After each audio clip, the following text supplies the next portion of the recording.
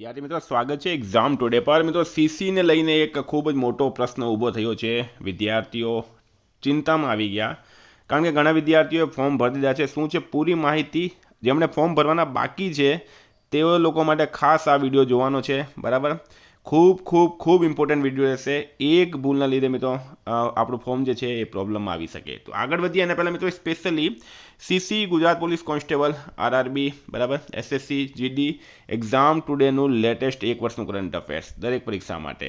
આમાં તમને છેલ્લા એક વર્ષનું લેટેસ્ટ મંથલી કરંટ અફેર્સની પીડીએફ મળશે. સાથે Olympic Paralympic Covid IPL GI tech બધાના વર્તમાન પદાધિકારી પુસ્તક લેખક company CEO brand ambassador award GK sport GK G20 summit T20 world cup FIFA world cup election GK યોદ્ધા GK budget champions trophy IPL Padma award આવી રીતના ટોપિક વાઇઝ કરંટ અફેર્સની PDF છેલ્લા એક વર્ષની લેટેસ્ટ મંથલી કરંટ અફેર્સની PDF 10,000થી વધારે પ્રશ્નો ઇન્ડિયા ગુજરાત ઇન્ટરનેશનલ લેવલનું પૂરેપૂરું કરંટ અફેર. તો પીડીએફ માટે ખાલી ₹250 9510411961 પર ગૂગલ પે ફોનપે પેટીએમ કંઈ પણ કરો, સ્ક્રીનશોટ મોકલી આપો. 2 મિનિટમાં પીડીએફ મળી જશે. મિત્રો મારું કરંટ અફેર દરેક પરીક્ષામાં 100% પૂછાય છે, 100% પૂછાય છે.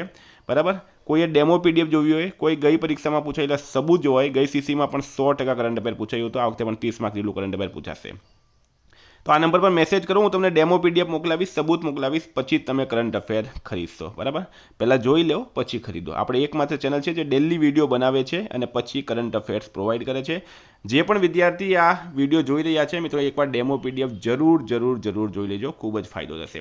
હવે સીસીમાં મિત્રો એક મોટી અપડેટ જે વિદ્યાર્થીઓ સ્ટાર્ટિંગમાં અમે લોકો તો વારંવાર કહી રહ્યા છે, ડે 1થી કહી રહ્યા છે કે ભાઈ તમે આ ભૂલ નહીં કરતા.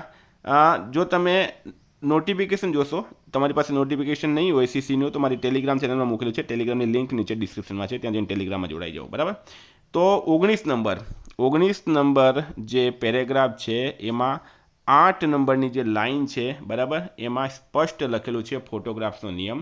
ભરતી પ્રક્રિયાના નિમણૂક સુધીના દરેક તબક્કે મંડળ સંબંધિત ખાતાના વડા માંગે ત્યારે તેવો જ ફોટો રજૂ કરવાનું રહેશે. અરજીમાં પાસપોર્ટ સાઇઝનો આ બેકગ્રાઉન્ડ મિત્રો બ્લેક કરીને બોલ્ડ કરીને લખેલું છે.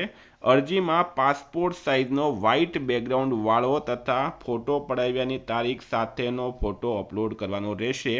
આ તારીખ અરજી કરવાની છેલ્લી તારીખથી 1 વર્ષ પહેલાંની ના હોવી જોઈએ. ટૂંકમાં તમારે તમારો લેટેસ્ટ ફોટોગ્રાફ અપલોડ કરવાનો છે. એનો બેકગ્રાઉન્ડ જે છે એ વ્હાઇટ હોવું જોઈએ અને તારીખ નીચે લખવાની છે. આથી ફોટોગ્રાફની 4 થી 5 કોપીઓ કઢાવી રાખવી. જુદા જુદા તબક્કે જુદા જુદા ફોટોગ્રાફ રજૂ થશે તો ફાળવણી નિમણૂકમાં બાદ આવી શકશે, જેની જવાબદારી ઉમેદવારની પોતાની રહેશે. હવે મિત્રો આ લાઈન જે છે બહુ સ્પષ્ટ લખેલી છે, જવાબદારી ઉમેદવારની પોતાની રહેશે. હવે તમને મેં જણાવી દઉં ફોટોગ્રાફ બતાડીને. જો અહીંયા તમે જુઓ તો આ જે ફોટોગ્રાફ છે મિત્રો, આમાં વ્હાઇટ બેકગ્રાઉન્ડ નથી. બરાબર, આ ફોટોગ્રાફમાં વ્હાઇટ બેકગ્રાઉન્ડ નથી. પાસપોર્ટ સાઇઝનો ફોટો છે પણ વ્હાઇટ બેકગ્રાઉન્ડ નથી. આ ફોટોગ્રાફમાં વ્હાઇટ બેકગ્રાઉન્ડ છે પણ નીચે તારીખ લખેલી નથી. બરાબર, નીચે તારીખ લખેલી નથી. તમે અહીંયા જોશો મિત્રો, આ ફોટોગ્રાફ જુઓ તમે. બરાબર, આ ફોટોગ્રાફની અંદર નીચે તારીખ પણ લખેલી છે, ફોટોગ્રાફ પણ છે અને પાછળ બેકગ્રાઉન્ડ પણ વ્હાઇટ છે. તો આવો વ્હાઇટ બેકગ્રાઉન્ડવાળો તારીખ લખેલો ફોટોગ્રાફ જે છે એ એમાં અપલોડ કરવાનું રહેશે.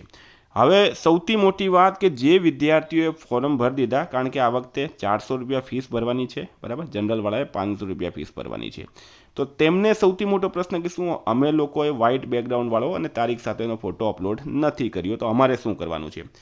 તો મિત્રો પહેલાં તો મેં તમને જણાવી દઉં અહીંયા કે આ જગ્યાએ જણાવવામાં આવેલું છે કે ભાઈ અરજીમાં પાસપોર્ટ સાઇઝનો વ્હાઇટ બેકગ્રાઉન્ડવાળો ફોટો તારીખ સાથેનો હોવો જોઈએ, પણ અહીંયા કોઈ જગ્યાએ એવું લખેલું નથી કે ભાઈ તમે જો આ રીતના અપલોડ નહીં કરશો તો તમારું ફોર્મ જે છે એ રિજેક્ટ થશે.